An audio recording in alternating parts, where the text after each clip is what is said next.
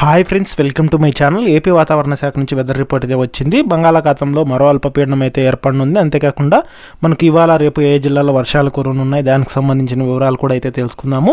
వీడియోని అయితే స్కిప్ చేయకుండా చివరి వరకు చూడండి. వీడియోలోని ఇన్ఫర్మేషన్ నచ్చినట్లయితే ఛానల్ని సబ్స్క్రైబ్ చేసుకోండి. వీడియో యూస్ఫుల్ అనిపిస్తే మీ ఫ్రెండ్స్ అండ్ ఫ్యామిలీ మెంబర్స్కి మన వీడియోస్ని షేర్ చేసి నాకు సపోర్ట్ చేయండి. అలాగే చాలామంది వీడియోస్ చూస్తున్నారు కానీ లైక్ చేయట్లేదు. మీరు ఎన్ని లైక్స్ చేస్తే నాకు అంత సపోర్టివ్ ఉంటుంది. వీడియో కూడా ఎక్కువ మందికి రీచ్ అవ్వడం జరుగుతుంది. ఇక టాపిక్లోకి వెళ్ళిపోదాము.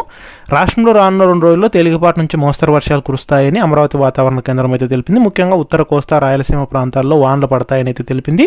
అంతేకాకుండా బంగాళాఖాతంలో అల్పపీడనం ఏర్పడినట్లు వాతావరణ శాఖ అయితే తెలిపింది. అల్పపీడనం 2 రోజుల్లో వాయుగుండంగా మారుతుందని, దీని ప్రభావంతో ఏపీలో వర్షాలు కురుస్తాయని అయితే తెలిపింది. ఇక పూర్తి వివరాల్లోకి వెళ్ళినట్లయితే ఆంధ్రప్రదేశ్లో మళ్ళీ వర్షాలు అయితే కురనున్నాయి. ఈ మేరకు వాతావరణ శాఖ రెయిన్ అలర్ట్ అయితే జారీ చేసింది.